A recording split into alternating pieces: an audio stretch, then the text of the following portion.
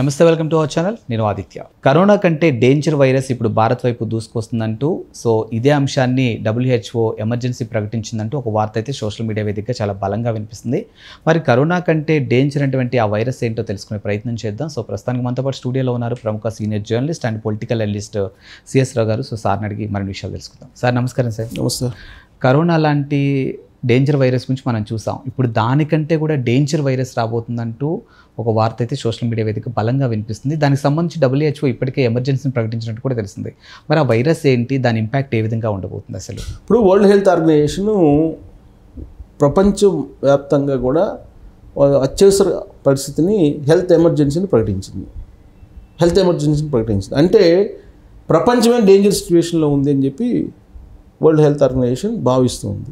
ఆ మేరకు భారతదేశానికి ప్రత్యేకమైనటువంటి వార్నింగ్ కూడా ఇచ్చింది. ఏ విషయంలో ఇచ్చిందంటే, ఇప్పటికే మంకీ ఫాక్స్ ఎంటర్ అయింది భారతదేశంలో, ఒక కేసు నమోదైంది అని చెప్పి గుర్తించింది భారత ప్రభుత్వం.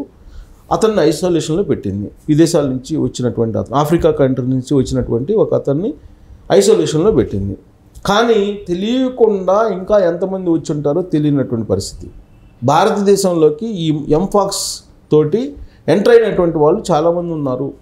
వాళ్ళని ఐడెంటిఫై చేయలేదు. ఒకళ్ళిద్దరిని ఐడెంటిఫై చేశారు. ఒకరికి ఆల్రెడీ మంకీ ఫాక్స్ ఉందని తెలిసి అతన్ని ఐసోలేషన్లో పెట్టారు. మిగతా వాళ్ళు ఎక్కడున్నారు? వాళ్ళు కనుక ప్రజాబాహుళ్యంలో సంచరిస్తే ఈ మంకీ ఫాక్స్ లేదా ఎంఫాక్స్, ఇప్పుడు మంకీ ఫాక్స్ దాన్ని ఎంఫాక్స్ అంటున్నారు, ఎందుకంటే దాని వేరియంట్ మారిపోయింది, తీవ్రత పెరిగిందని ఎంఫాక్స్ అంటున్నారు. సో ఈ ఎంఫాక్స్ అనేది చాలా డేంజర్ భారతదేశానికి అని చెప్పి వరల్డ్ హెల్త్ ఆర్గనైజేషన్ చెప్తోంది.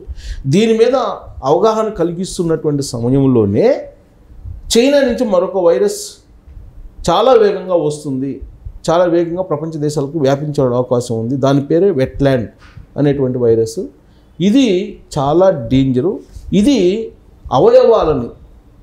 అవయవాలన్నింటినీ కూడా హరించి వేస్తుంది. ప్రత్యేకించి ఈ మెదడుకు సంబంధించినటువంటి పార్ట్స్ అన్నింటినీ కూడా తినేస్తుంది, పనిచేయకుండా చేస్తుంది, నిర్జీవులు అయిపోతారు మనుషులు అనేటువంటిది చెప్తున్నారు ఆ వైరస్ లక్షణం.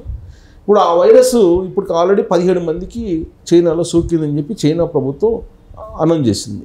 ఆ మేరకు న్యూస్ కూడా బయటకు వచ్చింది, 17 మందికి చేసిందని. అది అంటువ్యాధి లేక వ్యాపిస్తుంది చైనాలో అనేది. ఇప్పుడు ఆ చైనాలో కొన్ని కౌంటీస్లో వాళ్ళు లాక్డౌన్ ప్రకటించారు అని అంటున్నారు. ఇప్పుడు భారతదేశంలో లాక్డౌన్ ప్రకటించాల్సిన అవసరం ఉందా, లాక్డౌన్ పెట్టాల్సిన అవసరం ఉందా అని అంటే, కరోనా అనుభవం ఏదైతే ఉందో భారతదేశానికి, అలాంటి అనుభవం మళ్ళీ వచ్చేటువంటి పరిస్థితులు కనపడుతున్నాయి అనేది వరల్డ్ హెల్త్ ఆర్గనైజేషన్ చెప్తుంది. ఎందుకు చెప్తుంది ఆ విధంగా అంటే, ఇప్పుడు కాంబోడియా నుంచి మీకు ఎంఫాక్స్ కేసులు విపరీతంగా వస్తున్నాయి. అక్కడ మొదలైనటువంటి ఎంఫాక్స్ కేసులు ప్రపంచవ్యాప్తంగా స్ప్రెడ్ అయిపోయినాయి. యూరోప్ కంట్రీస్లో ఈ ఎంఫాక్స్ తోటి చాలామంది ఇబ్బంది పడుతున్నారని, సోకినటువంటి వాళ్ళు 20% చనిపోతున్నారని చెప్పి కూడా లెక్క తెలిసింది WHO world health organization. Plus దానికి సంబంధించి ఏ విధంగా ఉన్నాయి సింటమ్స్ అంటే, జ్వరము, తలనొప్పి, ఒళ్ళు నొప్పులు, తర్వాత మీకు కండరాలు నొప్పులు, ఇలా ఉన్నాయి దాని లక్షణాలు అని చెప్తున్నారు. ఇప్పటికే భారతదేశంలో ఉన్నటువంటి హాస్పిటల్స్ ఇలాంటి సింటమ్స్ ఉన్నటువంటి వాళ్ళతోటి నిండిపోయినాయి. ఇప్పుడు మనకి ఎక్కడ ఎందుకు, భారతదేశం మొత్తం ఎందుకు, హైదరాబాద్లో తీసుకుంటే హైదరాబాద్ హాస్పిటల్స్లో బెడ్స్ లేనటువంటి పరిస్థితి. దాన్ని ఆ జ్వరాన్ని కొంతమంది స్వైన్ ఫ్లూ అంటున్నారు, కొంతమంది డెంగ్యూ అంటున్నారు, ఇంకొంతమంది ఏమో కొత్త జ్వరాలు అని చెప్పి అంటున్నారు. బట్ అదేందో తెలియట్లా, వస్తుంది. మనుషులకు సంబంధించినటువంటి కండరాల నొప్పులు, తర్వాత అసలు నడవలేనటువంటి పరిస్థితులు చాలామంది మనం చూస్తున్నాం కదా. ఈవెన్ మనకు తెలిసినటువంటి వాళ్ళే వారం 10 రోజుల పాటు అసలు బెడ్ మీద నుంచి లేవలేనటువంటి పరిస్థితుల్లో ఇబ్బంది పడినటువంటి వాళ్ళు ఉన్నారు కదా. ఇంతకీ అసలు అది డిసీజ్ ఏంటి అనేది ఏ వైద్యులు చెప్పట్లా. WHO ఏం చెప్తుంది, 3 రకాల వైరస్లు చెప్తుంది. ఒకటి ఏంటంటే ఎంఫాక్స్ చెప్తుంది. సరే, ఎంఫాక్స్ లక్షణాలు ఏంటంటే శరీరం మీద దద్దులు రావటం, ఎర్రగా కందినట్టు ఉండటం, ఇవన్నీ చెప్తుంది. అవి అయితే లేవు భారతదేశంలో ఇప్పటివరకు, బై గాడ్ గ్రేస్. ఒక కేసు నమోదైంది, దాన్ని ఏదో ఐసోలేషన్లో పెట్టారు అతన్ని అని చెప్పి చెప్తున్నారు. రెండేంటి, ఇప్పుడు స్వైన్ ఫ్లూలో కొత్త వేరియంట్ వచ్చింది అని చెప్తున్నారు. స్వైన్ ఫ్లూలో కొత్త వేరియంట్ ఏంటి, జలుబు, తలనొప్పి, జ్వరము, కీళ్ళ నొప్పులు, కండరాల నొప్పులు ఏం చెప్తున్నారు. ఇప్పుడు స్వైన్ ఫ్లూలో వేరే కొత్త రకం అని చెప్తున్నారు మన వైద్యులు. ఆ కొత్త రకం ఏంటి, దానికి మెడిసిన్ ఉందా అంటే చెప్పట్లా. జనరల్ కోర్సే ఇచ్చి కొంతమందికి తగ్గుతుంది, కొంతమందికి తగ్గట్లేదు. మరణాల సంఖ్య అయితే తక్కువగానే ఉంది ప్రస్తుతానికైతే. కానీ చిన్నపిల్లల నుంచి పెద్దవాళ్ళ వరకు ఇప్పుడు ఈ వ్యాధి సోకుతుంది, అంటువ్యాధిలాగా సోకుతుంది. ఇంట్లో ఒకరికి వస్తే అందరికీ వస్తుంది. ఇది అందరికీ తెలిసినటువంటి అంశమే.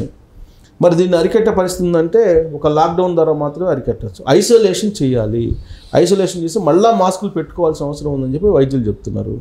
మరి ఐసోలేషన్ చేసే పరిస్థితి ఉందా? కొన్ని మళ్ళీ స్కూల్స్కి వెళ్తున్నారు పిల్లలు, స్కూల్స్ నుంచి ఇంటికి వస్తున్నారు, వాళ్ళు సోకుతుంది, మళ్ళీ ఇంట్లో సోకుతుంది, ఇంటి నుంచి ఆఫీస్కి వస్తారు, ఆఫీస్లో వాళ్ళకి సోకుతుంది, ఒకళ్ళ ఆఫీస్లో ఒకళ్ళకి సోకితే అందరికి వచ్చేస్తుంది, స్ప్రెడ్ అవుతుంది. మెట్రోలో ఎలా ప్రయాణిస్తున్నారో తెలుసు, మాస్కులు లేకుండా ప్రయాణిస్తున్నారు. మళ్ళీ మాస్కులు పెట్టుకొని మళ్ళీ ఐసోలేషన్కి వెళ్ళి మళ్ళీ లాక్డౌన్ సిచ్యువేషన్ రాబోతుంది. ఇప్పటికే హాస్పిటల్స్ నిండిపోయాయి. ఇది మళ్ళీ నెక్స్ట్ స్టెప్కి వెళితే ఈ స్వైన్ ఫ్లూ అనేది నెక్స్ట్ స్టెప్ ఎలా ఉంటుందో తెలియదు. అది కనుక ఎంపాక్స్ రూపంలో ఎంపాక్స్ కనుక దీనికి తోడైతే అసలు అదుపు చేయలేని పరిస్థితి భారతదేశంలో ఏర్పడుతుందని WHO చెప్తుంది. ఇలాంటి సిచ్యువేషన్లో లాక్డౌన్ పెట్టాలన్నా వద్దంటే ఖచ్చితంగా లాక్డౌన్ పెట్టాల్సినటువంటి అవసరం ఉంది. అట్లీస్ట్ పూర్తి స్థాయిలో కాకపోయినా పాక్షికంగానే లాక్డౌన్ పెట్టకపోతే ఇప్పటికే యూరోప్ కంట్రీస్లో చాలా దేశాలు, ఆఫ్రికా దేశాలు అయితే చాలా ఇబ్బంది పడుతున్నాయి అని చెప్పి, మరణాల సంఖ్య కూడా ఎక్కువ ఉందని చెప్పి నేషనల్ ఛానల్స్, ఇంటర్నేషనల్ ఛానల్స్ చెప్తున్నాయి. ఇప్పుడు మంకీ పాక్స్ ఆల్రెడీ ఎంటర్ అయింది. ఇప్పుడు అది ఎంటర్ అయినటువంటి మంకీ పాక్స్ కనుక స్ప్రెడ్ అయితే భారతదేశంలో పరిస్థితి ఏంటి? ఒకసారి ఊహించుకుంటే భయానక వాతావరణం ఉంది. అందుకే WHO చెప్తుంది, మీరు ముందు జాగ్రత్తలు తీసుకోండి, హెల్త్ ఎమర్జెన్సీని ప్రకటించండి, మార్గదర్శకాలను పాటించండి, మీరు ఐసోలేషన్ కండి వస్తే కనుక, అలాగే మాస్కులు పెట్టుకోండి, భౌతిక దూరం పాటించండి, ఇవన్నీ చెప్తుంది.